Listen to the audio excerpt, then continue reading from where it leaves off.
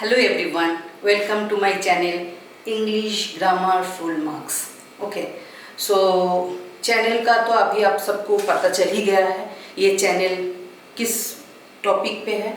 ये चैनल है बिल्कुल ही ग्रामर के ऊपर है, क्योंकि जो ये है ना, जब हम इंग्लिश बोलते हैं या इंग्लिश लिखते हैं, सबसे ज़्यादा जो प्रॉब्लम होता है, सबसे ज़्यादा जिस कारण हमारा सेंटेंस रॉन्ग हो जाता है वो होता है grammar. Okay, past tense future tense का पता नहीं होता, प्रीपोजिशन का पता नहीं होता, सेंटेंस का जो फॉर्मेशन है, वर्ड्स का सीक्वेंस पता नहीं होता। तो इस कारण क्या होता है, चाहे जितना भी आप लोग लर्न कर लेते हो एग्जाम से पहले, आप लोग गलत ही लिख के आते हो। अगर कुछ ऐसा टॉपिक भी होता है जिसमें आपको अपने आप कुछ डिलीवर करना होता है, उस टाइम आप लोगों के लिए बहुत प्रॉब्लम हो जाता है। ये इसलिए होता है क्योंकि आप लोगों का ग्रामर जो है उसका बेस सॉलिड नहीं है। इसलिए मैं आप लोगों के लिए एक ग्रामर का फुल कोर्स लेके आई हूँ। आप देखो, जैसे आप लोग अगर मेरे चैनल को फॉलो करते हो, प्रैक्टिस करते हो साथ साथ, ऐसे नहीं कि सब्सक्राइब कर दिया, इसको उसको शेयर कर दिया, खुद कुछ नहीं किया तो नहीं सीखोगे। ओके, मेरे चैनल को फॉलो करो, मेरे वीडियोस के साथ साथ खुद प्रैक्टिस करो। मैं हर एक वीडियो में बोलती हूँ कि जब आप मेरे वीडियो देखोगे, बार बार उसको रिवाइंड करके देखो, एक एक चीज़, एक एक पॉइंट को बहुत अच्छे से देखो और प्रैक्टिस करो। बस एक बार ज़िंदगी में मेहनत कर लो, उसके बाद ज़िंदगी भर आपकी ग्रामर जो है सॉलिड हो जाएगा। और मेरा ये बिल्कुल गारंटी होता है मेरे स्टूडेंट के साथ कि अगर मेरे पास कोई ग्रामर सीखता है, उसको ज़िंदगी भर ग्रामर में कोई प्रॉब्लम नहीं होता। अब देखो, प्रॉब्लम ये है कि जब मैं मुंबई में होती हूँ, मुंबई के स्टूडेंट्स को मैं पढ़ा पाती हूँ, टीचिंग कर पाती हूँ, तो दिल्ली और कोलकाता के स्टूडेंट्स मुझे बहुत मिस करते हैं। वो लोग फ़ोन करते हैं, मैसेज करते हैं कि मैम बहुत मिस कर रहे हैं आपको, आपकी टीचिंग मैम बहुत मिस कर रहे हैं।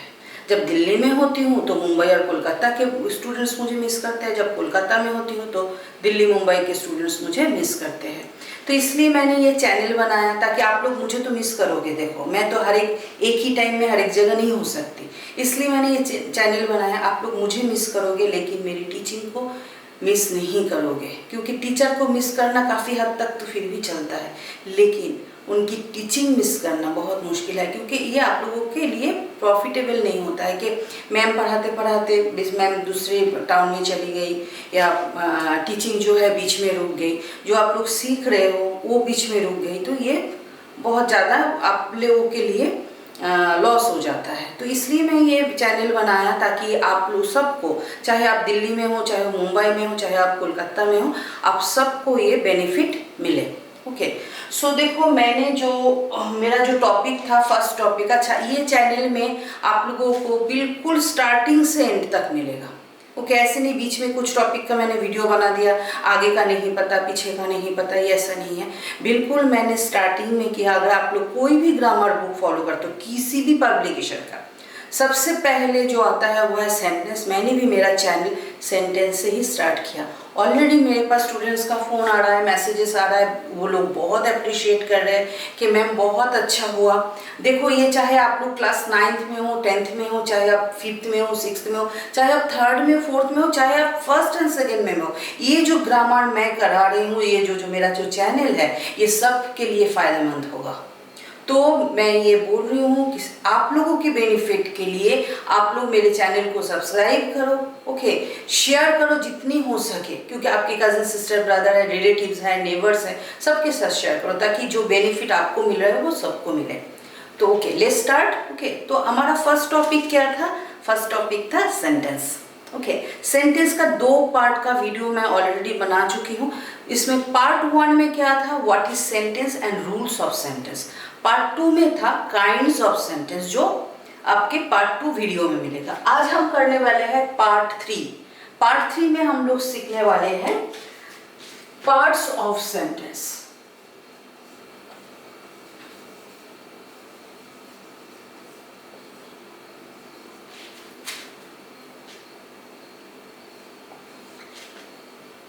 Parts of a sentence.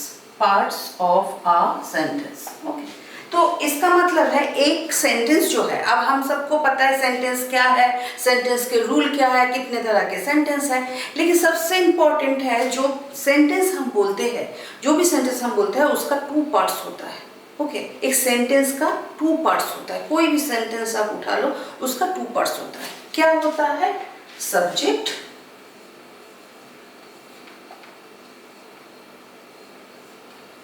And predicate. Subject and predicate, subject and predicate.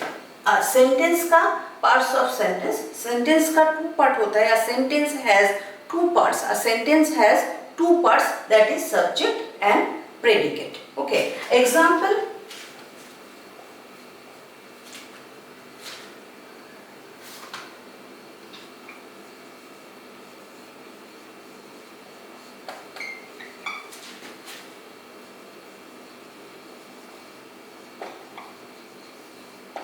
ये फुल एक सेंटेंस बना है, एक फुल सेंटेंस बन गया। द बेबी इज स्लीपिंग, एक सेंटेंस। अब सेंटेंस में किसके बारे में बोला गया? इस सेंटेंस में अगर हम सिर्फ इस सेंटेंस को देखते हैं तो इस सेंटेंस में किसके बारे में बोला गया? बेबी के बारे में। तो सेंटेंस में जिसके बारे में बोला जाता है वो होता है सब्जेक्ट। तो ये हो गया हमारा सब्जेक्ट। ओके, अब बेबी के बारे में जो बोला जाएगा वो होता है प्रेडिकेट। मीन सब्जेक्ट के बारे में जो बोला जाएगा वो होता है प्रेडिकेट। ये हो गया हमारा predicate. I hope this is very easy and understood. Okay. So sentence में जिसके बारे में बोला जाता है वो होता है सब्जेक्ट, और सब्जेक्ट के बारे में जो भी बोला जाता है वो होता है predicate. Okay, clear everyone? Okay. देखो, जब मैं स्कूल में होती हूँ ना, जब बच्चों के सामने पढ़ाती हूँ, मेरे सामने बच्चे होते हैं, तो जब भी मैं पढ़ाती हूँ तो साथों साथ, जैसे अभी मैं अब आप लोगों को पढ़ा रही हूँ, तो मैं साथों साथ क्वेश्चन पूछती हूँ। अब उनके आंसर मुझे ये मेक मी अंडरस्टैंड कि how much they understand. Okay, उन लोगों को कितना समझ में आया। ओके, अभी आप लोग मेरे सामने नहीं हो, लेकिन जो भी मेरे वीडियो देख रहे हो वो साथ साथ जो मैं क्वेश्चन कर रही हूँ उसका आंसर आप लोग कमेंट बॉक्स में लिखो। और आप लोगों को मैं ये प्रॉमिस करती हूँ, मैं हर एक वीडियो में आप लोगों की कमेंट फॉलो करती हूँ। अगर आप लोगों को पर्टिकुलर किसी टॉपिक में भी वीडियो चाहिए वो भी मुझे लिख के भेजो। जैसे आप लोग मेरे साथ इंटरेक्ट करते थे जब मुंबई के बच्चे, दिल्ली के बच्चे, जैसे आप समझो कि मैम के साथ आप वैसे ही मैम के सामने हो और मैम के साथ इंटरेक्ट कर रहे हो। ओके, सो ये हो गया subject and predicate. Clear? Okay, तो a sentence has 2 parts, that is subject and predicate. Example, the baby is sleeping. इसमें इस सेंटेंस में the baby subject and is sleeping predicate. Okay, अब ये देखो, बेबी, क्यूट बेबी को subject बोला गया। सेंटेंस में जिसके बारे में बात किया जाता है वो होता है सब्जेक्ट, और सब्जेक्ट के बारे में जो बोला जाता है वो होता है प्रेडिकेट। ओके, अब देखो, व्हाट इज सब्जेक्ट। अगर मैं ये बोलूं, अगर आप लोगों को लिखना है, ये तो मैंने आप लोगों को समझा दिया, व्हाट इज सब्जेक्ट आप लोगों को समझ में भी आ गया। लेकिन सपोज अगर आपके एग्जाम में ये क्वेश्चन आता है व्हाट इज सब्जेक्ट, तो कैसे समझाओगे एग्जामिनर को? क्योंकि तब तो आपके एग्जामिनर आपके सामने तो लिख के आना पड़ेगा ना। ओके, जो भी है आपके दिमाग में वो आपको लिखना पड़ेगा। तो कैसे लिखोगे वो देखो, subject is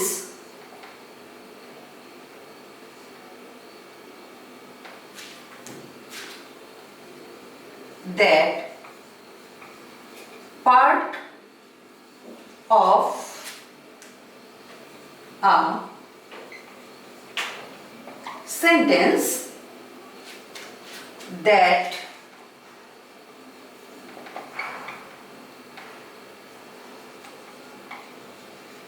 names the person or thing about whom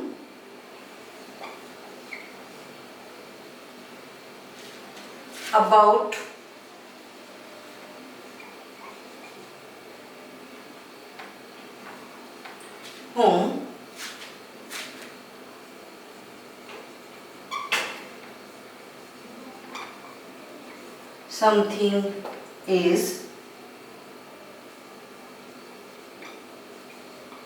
सही।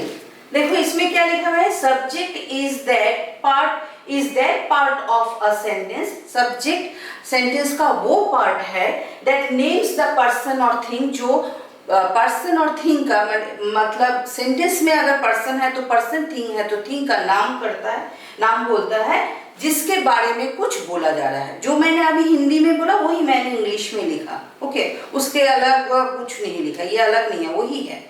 Means subject is that part of a sentence that names the person or thing about whom something is said, जिसके बारे में कुछ बोला गया है। जो मैंने एग्जाम्पल दिया था कि the baby is sleeping, इसमें एग्जाम्पल में that the baby मीन्स उस सेंटेंस में बेबी के बारे में बोला गया है, तो ये है सब्जेक्ट, ओके। इज स्लीपिंग, इसमें इसका कोई काम नहीं है, इसमें सब्जेक्ट में, ओके। द बेबी हो गया हमारा subject. Clear?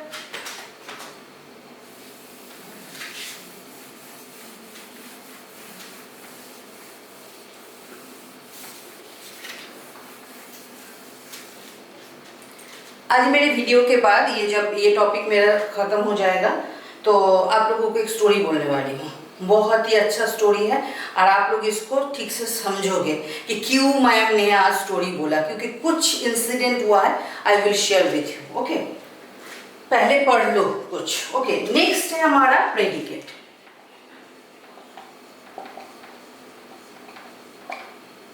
Predicate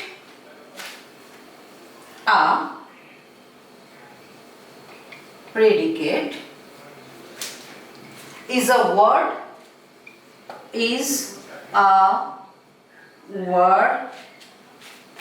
or group of words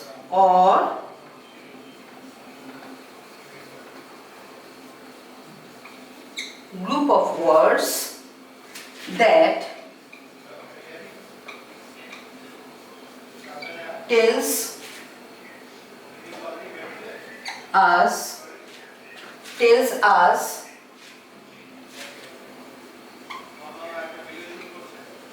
something about the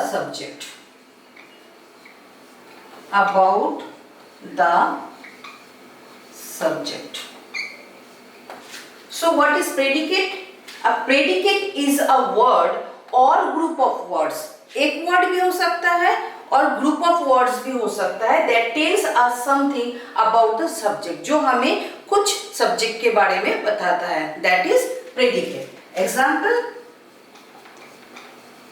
the baby is sleeping, okay. इसमें is sleeping is a predicate. Clear? Okay, समझ में आ गया? ये बहुत ज़्यादा हार्ड नहीं है, लेकिन पता है सबसे पहले मुश्किल क्या होता है, सब्जेक्ट एंड प्रेडिकेट जब आप लोग ठीक से नहीं समझते हो तो किसी में, जैसे सपोज मैं एक सेंटेंस लेती हूँ, आप लोगों को बिल्कुल पता चल जाएगा कि कहाँ आप लोग गलत करते हो, कहाँ आप लोगों से गलती हो जाती है, ओके। सपोज मैंने एक सेंटेंस दिया है, Ram is a good boy, ये सेंटेंस है और आपके एग्जाम में ये क्वेश्चन आया है, ये क्वेश्चन दिया गया है कि आपको सब्जेक्ट एंड प्रेडिकेट बताना है। तो इसमें देखो पहले जब मैंने दिया था the baby is sleeping, okay, उसमें द बेबी सब्जेक्ट, ओके, वो आपके दिमाग में है कि फर्स्ट टू जो रट्टा लगाते हो, जो नहीं समझते हो, जो जब मैम समझा रही होती है, एक्सप्लेन कर रही होती है क्लास में या वीडियो में, तो वीडियो तो सामने चल रहा है, सिर्फ मैम को ही देख रहे हो। कुछ बच्चे ऐसे हैं, ये आप लोग सोच रहे हो कि नहीं मैम ऐसा तो हम नहीं है।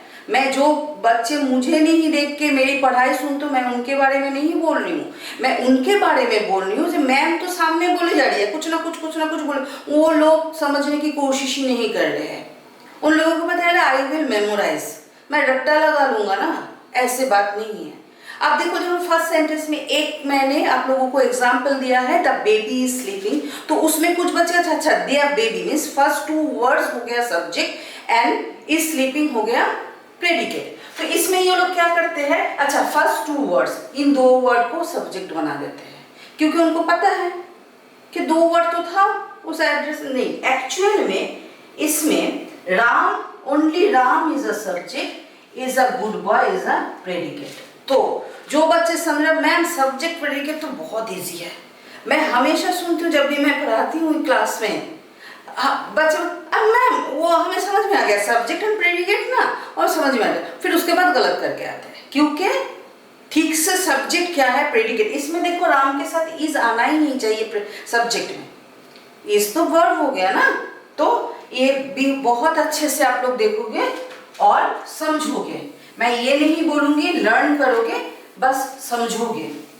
ओके, तो subject and predicate we have done, हमारा सब्जेक्ट प्रेडिकेट का पार्ट हो गया है। तो पार्ट 3 में जो मेन था हमारा वो है सब्जेक्ट एंड प्रेडिकेट। ओके, जो डन हो गया, पार्ट्स ऑफ अ सेंटेंस में हमारा सब्जेक्ट एंड प्रेडिकेट डन हो गया। आई होप सबको समझ में आया। ओके, एंड ये ऐसा टॉपिक है जो समझ में नहीं आने वाला कोई बात नहीं है, बहुत ज़्यादा हार्ड टॉपिक नहीं है, लेकिन थोड़ा समझना तो पड़ेगा। ओके, नेक्स्ट हमारा आता है phrase, phrases and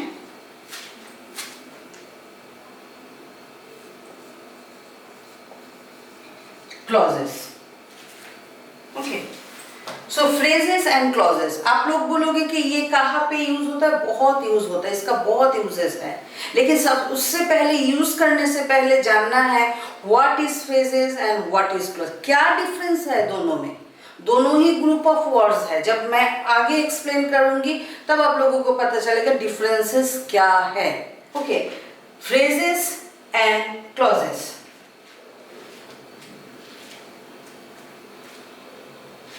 A phrase, सबसे पहले मैंने फ्रेज लिया है,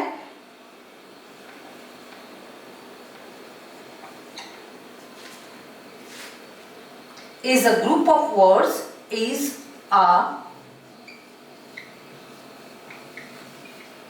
group of words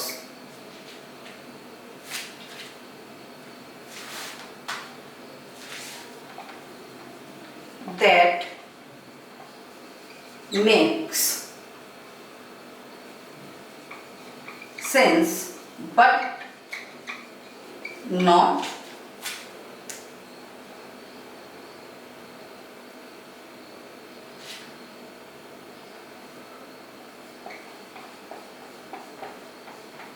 complete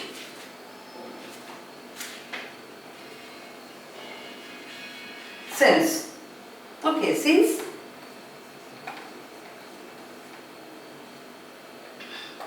it does not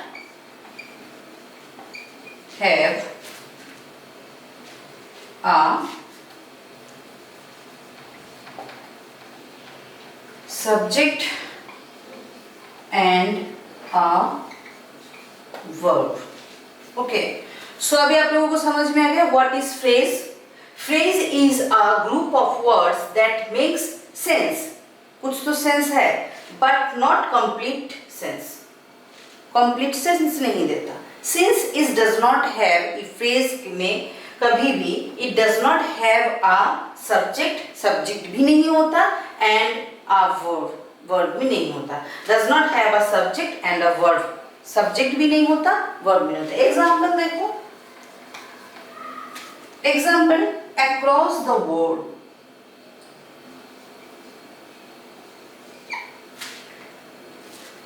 Across the road. इसमें क्या है, इसमें ग्रुप ऑफ वर्ड्स है ऑब्वियसली. इसमें देखो सब्जेक्ट नहीं है, हमें नहीं पता चल रहा है कौन अक्रॉस कर रहा है, कौन जा रहा है रास्ते में, क्यों उस पर नहीं पता चल रहा है. इसमें कोई वर्ब भी नहीं है, इज, आर, एम, व्हाटएवर, कोई वर्ब भी नहीं है, हैज, हैव, कुछ भी नहीं है. ओके, लेकिन एक थोड़ा बहुत तो सेंस दे रहा है। अक्रॉस द वर्ल्ड मीन्स रास्ते के उस पार। इस सपोज मैं इधर हूँ, अक्रॉस द वर्ल्ड वो उस तरफ है। ओके, कौन है क्या है कुछ नहीं सेंस दे रहा है, कंप्लीट सेंस नहीं दे रहा है, लेकिन कुछ मीनिंग तो हमें दे रहा है। इसमें सब्जेक्ट भी नहीं होता एंड वर्ब भी नहीं होता। One more, in the market, in the market. अब ये पता चल रहा है बाजार में, इन द मार्केट बाजार में। कौन है बाजार में नहीं पता, क्या कर रहा है वो बाजार में नहीं पता। तो ये ग्रुप ऑफ, बाजार में तो पता चल रहा है, कुछ तो मीनिंग हो रहा है, लेकिन कंप्लीट मीनिंग नहीं हो रहा है। देखो इसमें भी सब्जेक्ट नहीं है, वर्ब नहीं है, तो this is phrase. Okay, clear. अब हम सीखेंगे clause.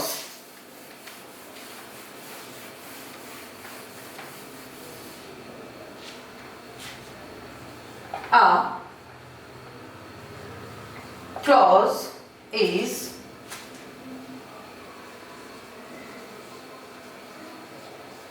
group of words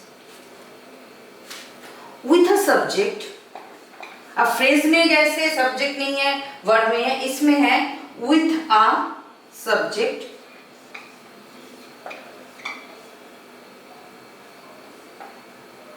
and a verb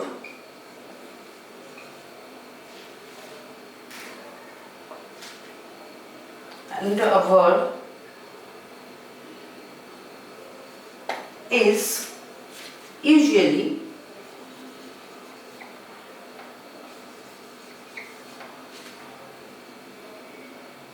a part of a sentence,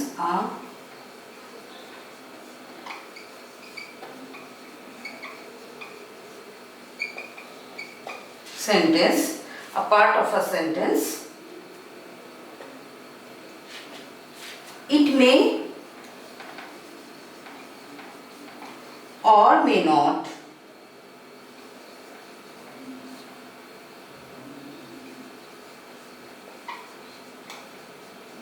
make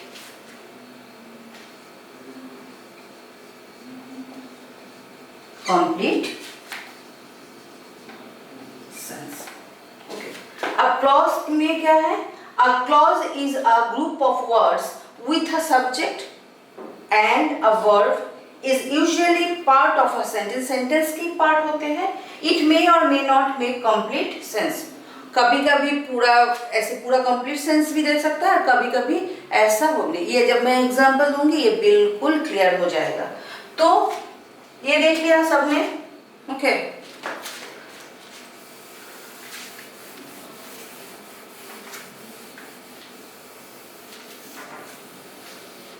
okay, example,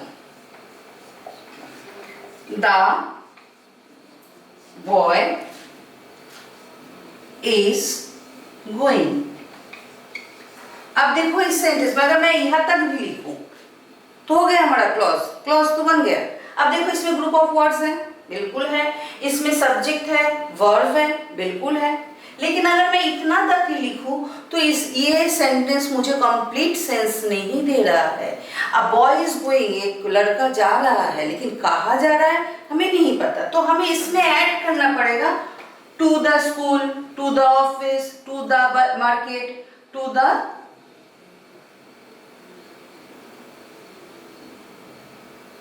going to school.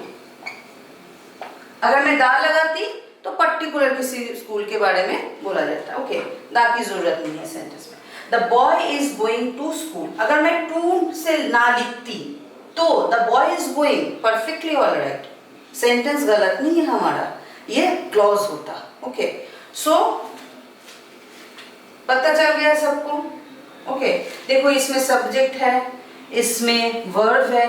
Okay, ये पूरा क्लॉज हो गया और इसमें ये मैंने ऐड करके आपको समझा दिया। क्लियर। अब देखो अगर कोई बोले कि फ्रेज एंड क्लॉज का फीचर्स क्या है, तो आप लोगों ने सबसे पहले आप लोगों ने फ्रेज में क्या देखा, फ्रेज जो है कंप्लीट सेंस नहीं देगा, फर्स्ट वन। सेकेंड, इसमें वर्ब भी नहीं होगा, सब्जेक्ट भी नहीं होगा, ओके। और क्लॉज में क्या है, क्लॉज में पहले तो सब्जेक्ट होगा, वर्ब होगा, और सेंस कंप्लीट सेंस दे भी सकता है और ना भी। क्लियर? आई होप आपका ये आज का जो वीडियो बहुत ही यूजफुल होने वाला है। आप लोग बहुत अच्छे से प्रैक्टिस करोगे, यूजफुल तभी होगा, देखने से कुछ काम नहीं चलने वाला, ओके। सो बहुत अच्छे से ये आज की वीडियो प्रैक्टिस करोगे घर में बैठ के। और जब भी मैं हर एक वीडियो में बोलती हूँ, देखो पार्ट 1, पार्ट 2, पार्ट 3 हो गया, में हमारा सेंटेंस आज कंप्लीट हो गया। नेक्स्ट वीडियो में मैं पार्ट्स ऑफ स्पीच लेके आने वाली हूँ, ओके। पार्ट्स ऑफ स्पीच क्या है, जैसे noun, pronoun, verb, adverb, adjective, preposition, conjunction, interjection, okay. तो आप लोगों को नेक्स्ट वीडियो से ये सब कुछ डिटेल में मिलने वाला है, ओके। तो आज का वीडियो आप लोगों को कैसा लगा, कितना आप लोग इसमें से आप लोग लर्न कर पाते हो, सीख पाते हो, ये मुझे कमेंट बॉक्स में ज़रूर लिखोगे। अब देखो, अभी ये जो एक मैंने टॉपिक लिया था, सेंटेंस का टॉपिक खत्म हो गया। अभी आप लोगों को 2-3 एटलीस्ट 2 और 3 वर्कशीट मिलने वाला है। मैं हमेशा बोलती हूँ, जब भी आप वर्कशीट करोगे बिल्कुल खुद से करोगे, ताकि मुझे समझ में आप लोग कितना समझ रहे हो, ओके। उसमें आप लोगों को स्कोर मिलेगा, और हायर स्कोरर का जो नेम होगा वो ऑब्वियसली नेक्स्ट वीडियो में डिक्लेयर किया जाएगा, अनाउंस किया जाएगा, और क्लैपिंग भी होगा। और कुछ मैं बैच भी अरेंज कर रही हूँ, ताकि आप लोगों को जो हाई स्कोरर है उनको एक बैच भी मिल सके मेरे तरफ से, ओके। और बस आज इतना था कि जैसे कि मैंने प्रॉमिस किया था आप लोगों को, वीडियो के एंड में मैं आप लोगों को एक स्टोरी सुनाने वाली हूँ। ये स्टोरी बहुत ही मज़ेदार भी है, और कुछ तो इसमें से आप लोग सीखोगे। तो स्टोरी ये है, 2 फ्रेंड था, ओके, ए एंड बी। ए जो था वो पढ़ाई में बहुत अच्छा था, और बी जो था वो पढ़ाई में अच्छा नहीं था, मीन्स उसको अच्छा ही नहीं लगता था पढ़ना। तो ऑब्वियसली आप लोगों को, ये तो आप लोग स्टूडेंट्स, आप लोगों को पता है, अगर नहीं पढ़ोगे तो क्या होगा, फेल हो जाओगे। फेल हो जाओगे तो एक ही क्लास में रहोगे। ऐसे करते करते ए तो ऊपर चढ़ गया क्लास में, लेकिन बी जो है वही के वही रह गया। लेकिन एक टाइम ऐसा होता है, एज आपके साथ छोड़ देता है, मीन्स आप क्लास में तो बार बार ऐसा तो, लेकिन एज तो, जो एज है वो तो नहीं रुकेगा ना। तो एक टाइम आया कि ए को स्कूल लाइफ, कॉलेज लाइफ, फिर जॉब मिल गया, एंड वो बहुत फेमस हो गया, सब बहुत रिस्पेक्टफुल इंसान हो गया है, सब उसको रिस्पेक्ट करते हैं, प्यार देते हैं, पैसा भी है, सब कुछ है। लेकिन बी के पास कुछ नहीं है। इनफैक्ट बी को देखते ही लोग चिढ़ जाते हैं, इरिटेट हो जाते हैं, दूर से ही भगा देते हैं। अरे क्या, कोई सीधे मुंह बात नहीं करते, प्यार से बात नहीं करते, रेस्पेक्ट नहीं है, कुछ नहीं है। तो बी को ये ना फील हुआ कि एक साथ हम लोग पढ़ रहे थे, ए मेरा इतना अच्छा दोस्त है, देखो ए कहाँ पे है, मैं कहाँ पे हूँ। ए को सब बुला बुला के बात करते, इतना रेस्पेक्ट देता है, वो करते हैं, लेकिन मेरे साथ कोई बातें भी नहीं करता। तो एक दिन वो ए के पास पहुँचा के बोला कि भाई देख, तू तो मेरा बचपन का दोस्त है, ओके। अब मैं देखता हूँ कि तू जो है बहुत अच्छे से अपनी लाइफ लीड कर रहा है, लेकिन मुझे देख, मुझे तो ना कोई मेरे से फ्रेंडशिप करता है, ना मेरे से कोई बातें करता है, रेस्पेक्ट नाम का तो कोई चीज़ नहीं मेरे साथ। तो मुझे भाई जो लगता है ना, तेरा जो इंग्लिश है वो इतना अच्छा है, लोग इसलिए तुझे सीरियस लेते हैं। तो मुझे एक काम कर भाई, तू तो मेरा बचपन का दोस्त है ना, तू मुझे इंग्लिश सिखा दे। इन्हें बोला ठीक है भाई, चलो इंग्लिश सिखा देता है, तुम मेरा फ्रेंड हो, इतना तो मैं कर ही सकता हूँ। तो ठीक है, उसने कुछ बुक्स कलेक्ट करके दिया। बोले नहीं नहीं भाई, पढ़ना वढ़ना नहीं है, मुझे पढ़ना आज भी अच्छा नहीं लगता। जब पढ़ने का टाइम था तब भी मैंने नहीं पढ़ा, तो आज क्या पढ़ूंगा। तो ए ने बोला फिर इंग्लिश सीखेगा कैसे। बोले तुम्हें जैसे 2-4 वर्ड सिखा दे, वही मैं लोगों को बोलूँगा और लोग समझेंगे कि ये। तो ए ने सोचा ये तो बिल्कुल पागल है, ऐसे थोड़ी इंग्लिश सीखा जाता है। तो उसने बोला कि ठीक है भाई, तुझे मैं वर्ड सिखा देती हूँ जो डेली यूज़ होता है, येस नो वेरी गुड। तो इतना ही सुन के बी को इतना खुशी हो गई, बी बिल्कुल झूमने लगा। अच्छा येस नो वेरी गुड, तो बोले भाई रुक तो जा, पहले इसका मीनिंग तो जान ले। येस का मीनिंग क्या है, नो का मीनिंग क्या है, वेरी गुड का मीनिंग क्या है। लेकिन बी ने बोला ना ना ना ना ना, मुझे मीनिंग नहीं जानना है, मुझे बस इसको रट्टा लगाना है, yes know very good, yes know very good, yes know very good.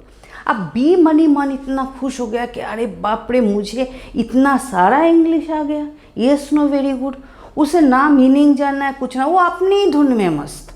Okay, वो सोते जागते उठते बस yes know very good, yes know very good, बस रट्टा लगाया जा रहा है, yes know very good, yes know very good, yes know very good. Okay, और मन ही मन बहुत खुश भी हो रहा है कि अभी तो लोग मुझे बहुत प्यार करेंगे, बहुत रिस्पेक्ट देंगे, मुझे जाते ही जॉब मिल जाएगा क्योंकि मुझे अभी इंग्लिश आ गई है। तो ऐसे एक दिन वो रास्ते से ऐसे ही सोचते हुए जा रहा था। अब जब जा रहा था वही मन में चल रहा था yes know very good, yes know very good. इतने में से उसने देखा कि पीछे से एक बंदा आके उसको क्रॉस करके भागता हुआ चला गया। उसने मुड़ के भी नहीं देखा कौन है क्या है, क्योंकि वो तो अपनी ही धुन में है, बिल्कुल अपनी ही धुन में है। येस नो वेरी गुड, मैं इतना अच्छा इंग्लिश बोलने लगा हूँ, अब तो लोग मुझे प्यार करेंगे, ये वो। कुछ देर बाद कुछ पुलिस वाले आया और उसको पकड़ लिया। अब उसको तो थोड़ा सा वो हुआ, सरप्राइज हो गया, अरे आप लोग। तो बोला आप, अब वो जो साइड से भाग के गया था वो चोर था। ओके, वो कुछ चीज़ चुरा के भाग के जा रहा था और उसको पकड़ने के लिए कुछ पुलिस आ रही थी। अब जब पुलिस आ रहे थे उसको पकड़ने के लिए, चोर तो भाग गया, पुलिस वाले ने इसको ही, बी को ही चोर समझ लिया कि यही चोर है, तो उसको पकड़ लिया। अब बी ने बोला अरे भाई क्या हुआ, तो पुलिस वाले ने बोला डिसेंट लड़का है, देखने में तो लग रहा है अच्छा घर का है।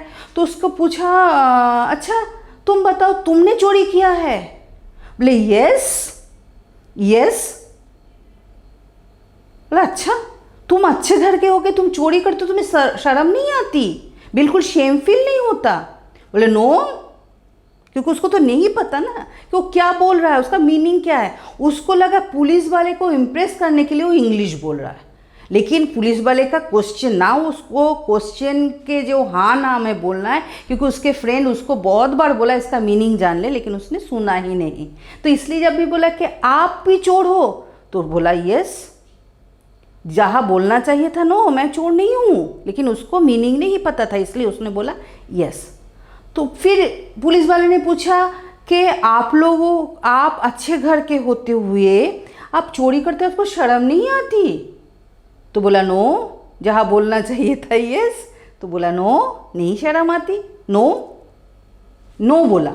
ओके, इसके बाद पुलिस ने बोला कि देखो भाई, एक तो तुमने चोरी किया है, उसके बाद आपका कोई रिग्रेट भी नहीं है, तो चलो आपको तो अभी जेल में बंद करना पड़ेगा। उसने बोला very good very good very good, क्योंकि उसको नहीं पता वेरी गुड का मीनिंग क्या है। वैसे इसलिए मैं बोलती हूँ जो भी आप लोग बोर्ड में से उतारते हो उसका मीनिंग समझ के उतारो, अदरवाइज क्या हो जाएगा, येस नो वेरी गुड हो जाएगा। जहाँ जो लिखना है वो नहीं लिखोगे, गलत ही लिख के आओगे। इसलिए बहुत ज़रूरी है जो भी आप पढ़ रहे हो, बोर्ड में से उतार रहे हो, बुक में पढ़ रहे हो, उसका मीनिंग समझो।